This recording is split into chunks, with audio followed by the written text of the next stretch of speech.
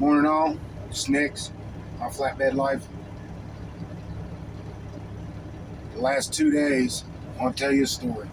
Today's Thursday. Monday, picked up a load in Balls Gap, Tennessee. Is that plastic fencing. Went to a Lowe's DC in Hagerstown, Pennsylvania. Had to deliver it yesterday morning. I picked it up Monday, delivering it Tuesday. Get to the Lowe's DC, 9 o'clock Tuesday morning, well before my appointment. My appointment was at 1 o'clock. And just like any other DC, you got to check in at the guard shack. They check your appointment. Well, they tell me at the guard shack that I'm not supposed to be there until Wednesday before 1 o'clock. My paperwork is saying Tuesday at 1 o'clock. Lowe's has me down Wednesday by 1 o'clock, and they don't have any open spots for me on Tuesday. But she allowed me, she's a very cool girl, she allowed me to go ahead and park in the yard, get everything straight. And this time I called the company, called my fleet manager, what the hell's the deal? They got me down for tomorrow, they can't get me in today. He tells me, just hold tight, we'll try to get this situation taken care of. Now, this load is tarped, because in Bulls Gap, all the loads are tarped. So, okay. Sat there for 2 hours. Now, in the meantime, because I know how these Lowe's are, these Menards are, these Home Depots are, I went ahead and found the closest pilot that I could get to, which was 2 miles down the road, 2.5 miles down the road, 5 minutes. So I'm like, okay, well, if I have to, but another wasted day. 2.5 hours later, I get a call saying that the company has got me an appointment time now, and to go ahead and check back in with the guard shack. So I go check back in with the guard shack. She looks at me and she's like, I don't have anything saying that we're going to unload you today. All right, so you guys can't get me in at all. She said, no. I called the company back. They work for about another hour and a half. They tell me, well, just go ahead and go park it up. Well, in the meantime, I already knew what was going on. So I just went ahead and went to the pilot, started chilling. Because my fleet manager told me they'd give me $250 for the day, since I was going to have to sit and wait. All right, I'll do that. Just as I was chilling out, just made me some lunch, starting to relax, I get a phone call from a fleet manager. Go ahead and head in. We found a new appointment time. Okay.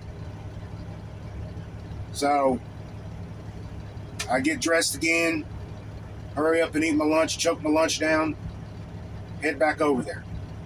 I get in there. She's like, yeah, we got you. She said, go ahead, park over there, untarp it, unstrap it. As soon as the opening pops up, we'll get you in there, we'll get you unloaded.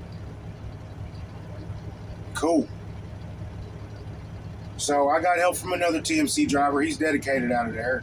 He helped me with my tarps, and he's telling me that because in the meantime I asked if I could just drop the trailer and grab another trailer, because the next load that they had sent me was literally 190 miles up the road. And I had pretty much a fresh clock. I'd only burned not even an hour off my clock. So I'm like, hell yeah, I could do this same day. Just give me my trailer. So in the process of me unstrapping and untarping this, I get a message from the company saying, no, you're just going to have to go back over to the pilot. Well, I'd already gotten it. I'm unstrapped and I'm untarped. And this is that white plastic fencing. I'm 220 pounds. I'm not walking back across that stuff trying to retarp this load. I can already see me going right through some of that fencing, and then the damage is on me.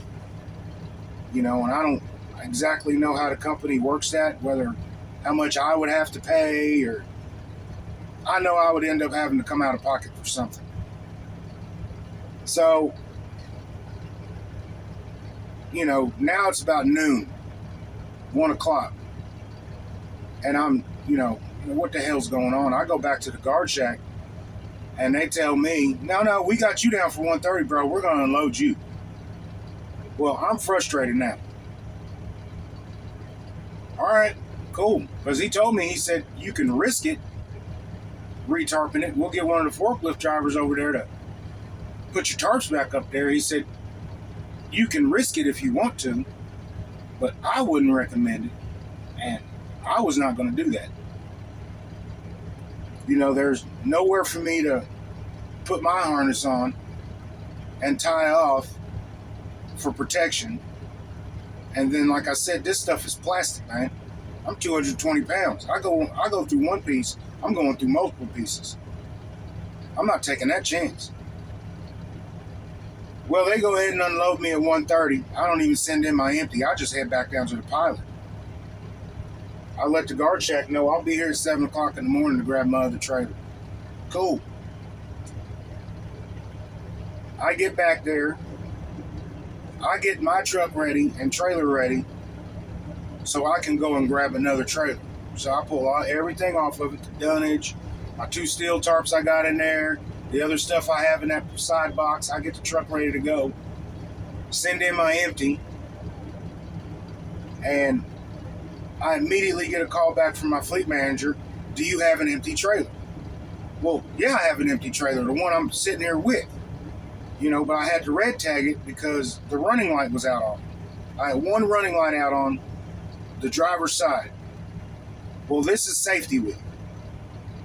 The turn signals worked, the 4-way flashers worked, but the running light didn't work. Well, I don't know if DOT is going to, if they can write you up for a running light not working. So I had already sent in the macro to red tag the trailer, get that running light fixed. He's like, well, you're just going to have to find another empty trailer. All right. So I go to the guard shack. Like I said, this girl is really, really cool. Really, really cool. Well, as a matter of fact, both of the security guards up there, really, really good people. And she's like, okay, I'll assign you an empty trailer. Cool. So I go looking for this trailer, find it. It's in a stack. It's at the bottom of the stack. There's 2 other trailers stacked on top of it. I go back up there, I'm laughing. She's like, don't tell me I gave you one of those stacked trailers. I was like, you sure did. She's like, well, damn. Now, this whole time TMC's telling me that there's an office there for us and there's a guy I need to go talk to. Come to find out, there's no office there. And the guy they want me to talk to is in Missouri. So there's absolutely nobody to talk to. Outside of that guard shack, there's nobody to talk to. She gets me another trailer, and I'm wondering, why am I picking up an empty trailer unless they're going to live load me? No.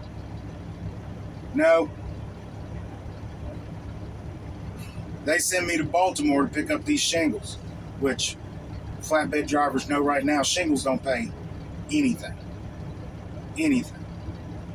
So I am completely frustrated at this point because I've burned up an entire day. And it's not like I lost a load. I mean, technically I did lose a load, but I got paid $250 for the day I just sat around. And as I was talking to one of the dedicated drivers, he's like, if you would have sent your empty in then, when you got unloaded, they would have probably had you go ahead and hook that trailer up and had you deliver it the next day, 3 hours down the road. That's nothing. It was going to a Lowe's, so we can park up at Lowe's. But I was just completely frustrated after everything that had gone on. And, this has happened to me before. And the company has paid me for it before, but it was just, you guys have got to get this situation better. Something better has to happen out of this. But I mean, I guess it all worked out. I'm about 45 minutes away from having to drop this. I don't really have to be there till noon, but that's not how I roll. I'll be bouncing up out of here as soon as I get done with this video. But yeah, that's the day in the life of a flatbedder sometimes. You know, they'll have an appointment for you and you'll arrive a day early and they'll try to fit you in, or they can't get you in, or, you know, but this is the second time in the last month that I've gotten somewhere a day early. But this is the very first time to where I've had problems getting it off the truck.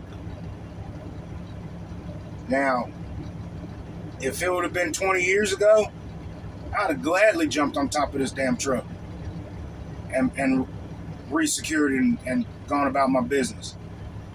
But, you know, there'll be days like that sometimes. You know, this isn't an easy job. This isn't for everybody. But you just got to do what you have to do. So, that's just my story. That's just a story from the last couple days. Hopefully the rest of the week will be easy. I mean, it's Thursday, so get home on Friday. I'm going to start running again. I'll be gone for about a month. I got to be back in Kentucky by September, so it was just one of those days and a half. And I wish these pilots would hurry up and finish their remodeling, because that's getting really frustrating too. But for all you truckers out there, if nobody told you guys today, I appreciate what you do. Keep her between the lines, keep the rubber on the road, be safe out there.